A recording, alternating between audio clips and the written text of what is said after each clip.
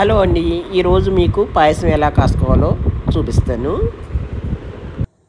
ఒక అర లీటర్ పాలని మనము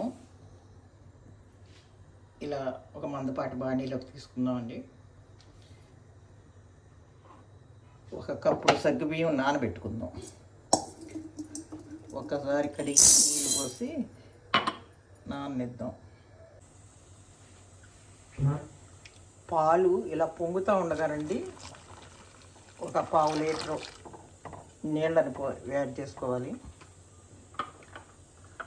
మనం ఈ కిస్మిస్ని నీళ్ళల్లో వేసి శుభ్రంగా కడిగి ఇలా మనం గనక పాలల్లో గనక వేసేస్తే చక్కగా ఉడుకుతాయండి. మనం వేయించ అవసరంలా ఇలా వేసినవి కొంచెం బాగుంటాయి.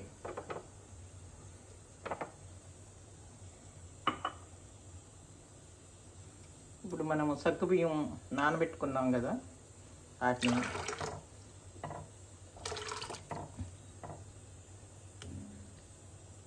సిమ్లో పెట్టుకుని కొంచెం మధ్య మధ్యలో తిప్పుకుంటూ ఉంటే అడగంటుకోకుండా ఉంటుంది. చక్కగా చక్కగా ఇలా పలసగా నీళ్లు పోసుకుని కాసుకుంటే కనుక బాగుంటుందండి. అంటే పాయసం కాసుకోవటం తెలవదని కాదు, కొన్ని టిప్స్ ఇలా కొన్ని తెలుస్తాయని. సగం పాలు సగం నీళ్ళు అయితే బాగుంటుంది. ఇప్పుడు సగ్గుబియ్యంలో సగం నీళ్లు పోసి ఉన్నాయి, ఓ పావు పైన నీళ్లు పోసాము. కిస్మిస్ ఏమో దీంట్లో కనుక వేసినాం ఉడుకుతాయి చక్కగాను.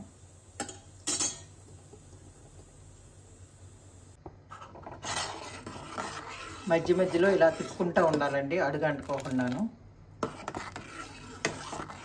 చూసారా, నిదానంగా సిమ్లో పెట్టాము, ఇలా ఉడుకుతూ ఉంటాయి. బాగా మెల్ట్ అయిపోవాలండి, సగ్గుబియ్యం మొత్తం మెల్ట్ అయిపోవాలి.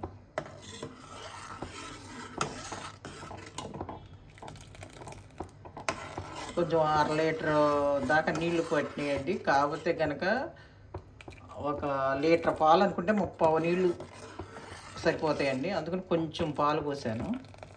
అర లీటర్ మీద కొంచెం చిన్న గ్లాసులు పోసాను.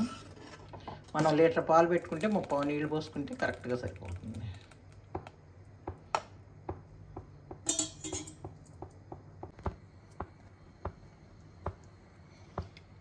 కొంచెం నెయ్యి వేసండి, జీడిపప్పు వేయించుకుని పెట్టుకుందాం.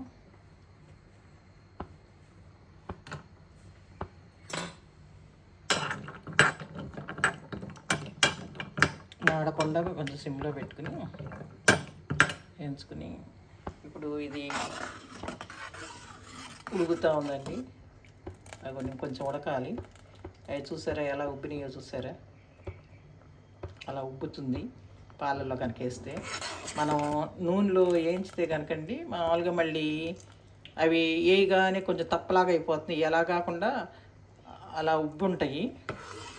కాబట్టి సగ్గుబియ్యంతో పాటు కనుక మనం కడిగేసుకుని వేసేసుకుంటే బాగుంటాయి.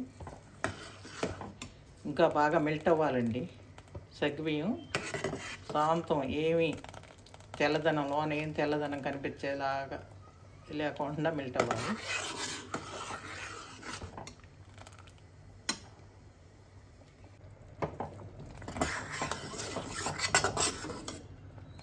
ఇదిగోండి ఉడికిపోయిందండి మొత్తం. ఇప్పుడు మనం మామూలుగా దీంట్లోనండి మిల్క్ మేడ్ వేసుకోవచ్చు. మిల్క్ మేడ్ ఇది లీటర్ పాలకు పడుతుందండి. మళ్ళీ మిగిలింది అనుకుంటే తొందరగా వాడేసేయాలని నేను వాళ్ళ పంచదార వేస్తున్నాను. మన ఇష్టమండి. తీపి కనుక తక్కువగా ఉండాలి అనుకుంటే టేస్ట్గా కూడా ఉంటుందండి. మిల్క్ మేడ్ వేస్తే కొంచెం తీపి కొంచెం తక్కువగా ఉంటుంది. అంటే తీపి తక్కువ తినే వాళ్ళకైతే సరిపడా ఉంటుంది.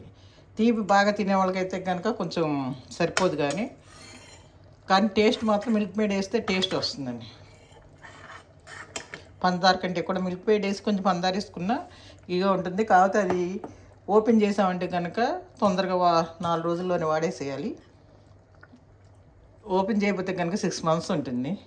ఇప్పుడు పావుసేరు గ్లాస్ అండి, కొంచెం వెల్తిగా తీసుకున్నాను. ఇవి కూడా అంతా వేయట్లేదు.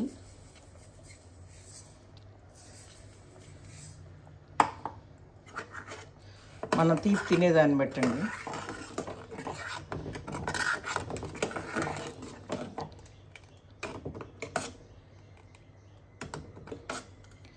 ఇక చూసారా ఎలా ఉడికినాయి.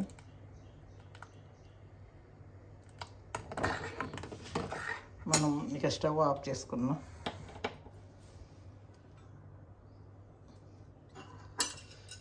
ఇవి కూడా వేసేస్తున్నాను. జీడిపప్పు కొంచెం ఇష్టం ఉండాలేమో కొంచెం యాలకులు కూడా వేసుకోవచ్చండి. ఇష్టం లేకపోతే కనుక మానేసేయచ్చు, అది మన ఇష్టం. కొంచెం ఈ వేడికి పంచదార కరిగిపోతుంది.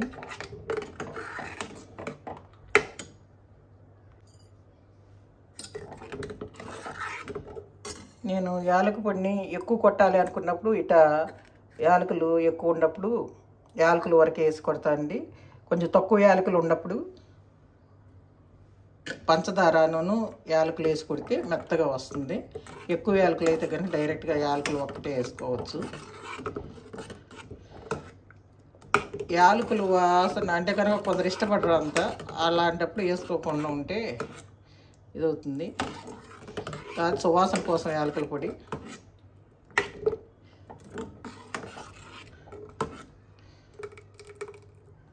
అవి చూసారా ఎలా ఉడికిందో, అవి చూడండి ఎలా ఉబ్బినాయో చూడండి.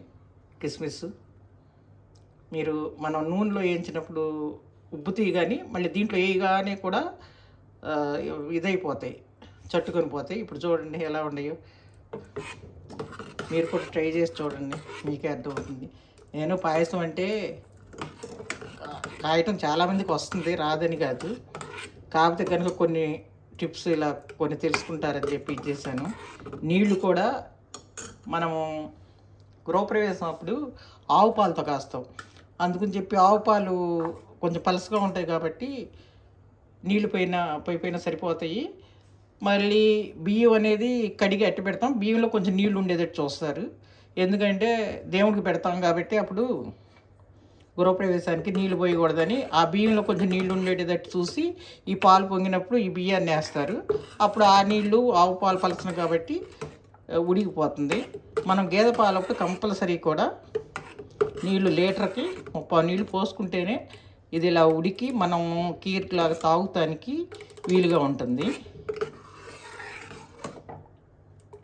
ఒకసారి గృహప్రవేశానికి వంటలు చూద్దామని వెళ్తే వాళ్ళు నీళ్లు పోయిక ఉడకట్ల బియ్యం.